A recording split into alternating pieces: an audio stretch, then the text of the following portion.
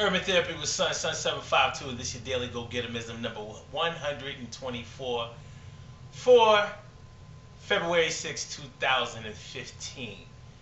Black History Month. I want to talk today about the former Minister of Defense for the Nation of Islam, Khalid Abdul Muhammad.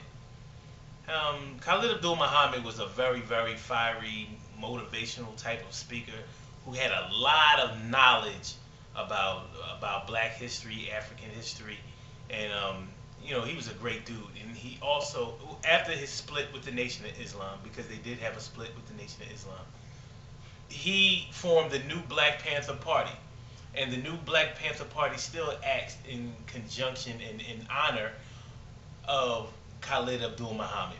I remember when after an assassination attempt of Khalid Abdul Muhammad, I saw him at the Philadelphia County Fair, I think in 1994 or something like that. And I shook hands with the brother, and it was great to see him. He was on crutches as he was recovering. A few years later, he would be diagnosed with a brain aneurysm, and he died. Very mysterious, if you ask me. But he was, when you listen to the Public Enemy record, and it says, "Have you forgotten that we were robbed of our name, robbed of our culture? We lost our religion, our culture, our God.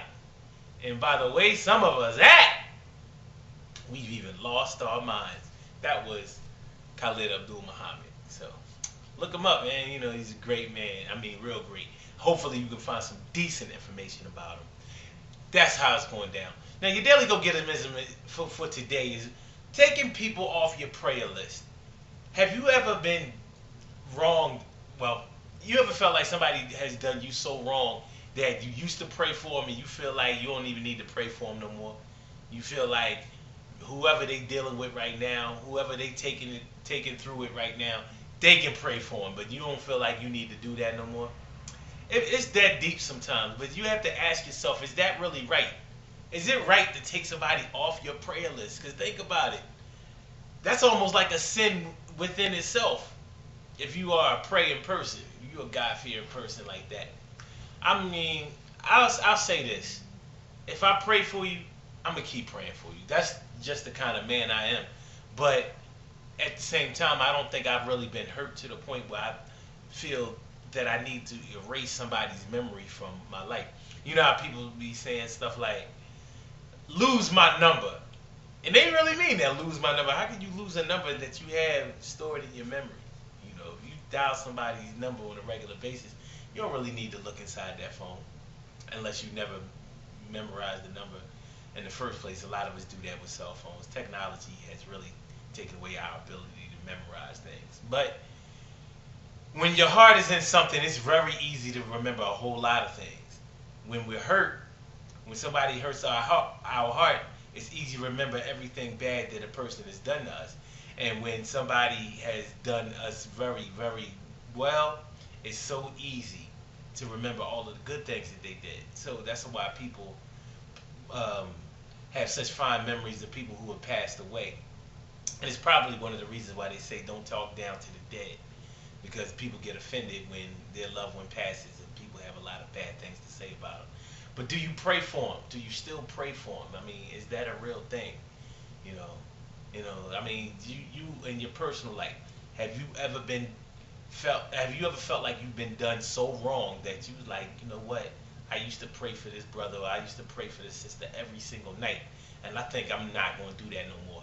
You might have to pray to God for not praying for that person no more, because in the big scheme of things, that goes against our feelings and system of forgiveness.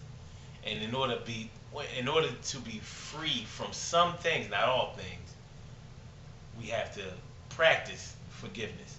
We may not be able to get forgiveness off, but we have to at least practice. And that's your daily Gogetemism, man. Don't try not to take people off your prayer list, because it is what it is. And you never know when you might have to put them back on your prayer list. So you don't want to be an Indian.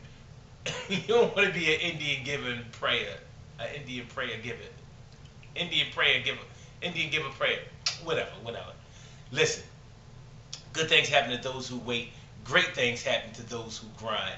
And anything can happen to those who go for theirs. So go hard, go for yours.